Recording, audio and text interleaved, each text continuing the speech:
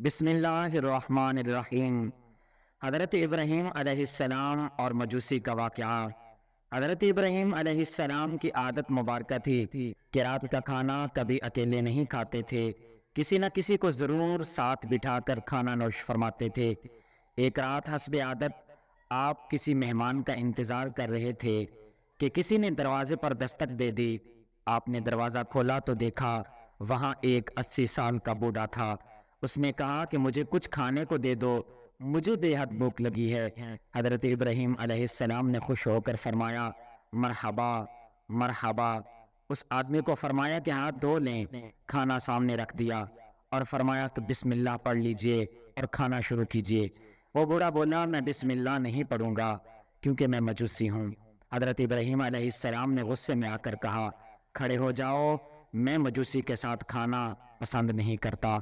وہ بوڑھا کھڑا ہوا اور چلا گیا، اور ادھر پلک جھپکتے ہی حضرت جبریل علیہ السلام آئے اور بولے اللہ نے فرمایا ہے اے ابراہیم علیہ السلام، منکر تو وہ میرا ہے، میں نے بھی تو 80 سال میں کبھی بھی اس کا رزق نہیں روکا، 80 سال سے وہ میری نافرمانی کر رہا ہے، مجھے نہیں مانتا، ایمان نہیں لاتا، لیکن اس کے باوجود 80 سالوں میں میں نے ایک دن بھی اس کو بھوکا نہیں سولایا۔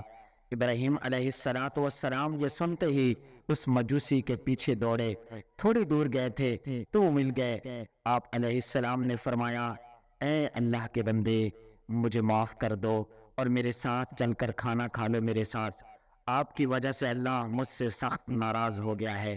مجوسی بولا کہ کون اللہ؟ آپ علیہ السلام نے فرمایا وہ ذات جس نے ساری کائنات کو پیدا کیا، اللہ وہ ہے جس نے ہر شے کو تخلیق کیا اور خوبصورت شکل میں ڈالا، اللہ وہ ہے جو تمام مخلوقات کو رزق دیتا ہے، جس نے تجھے اور مجھے اب تک زندہ رکھا ہوا ہے۔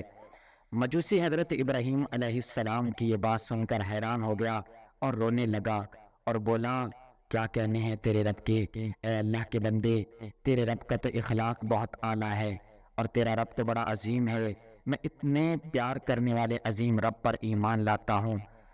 اور آخرکار اس نے کلمہ پڑھا اور اللہ پر ایمان لے آیا۔ میرے دوستو، ہمیں نفرت گناہ گار سے نہیں بلکہ اس کے گناہ سے کرنا چاہیے۔ جو کوئی بھی انسان کسی گناہ میں مبتلا ہو، ہمیں اس سے نفرت نہیں کرنا چاہیے بلکہ اس کے لیے ہدایت کی دعا کرنی چاہیے۔ اللہ تعالیٰ سے دعا ہے اللہ ہم سب کو سمجھنے اور نیک اعمال کرنے کی توفیق عطا فرمائے، آمین یا رب العالمین۔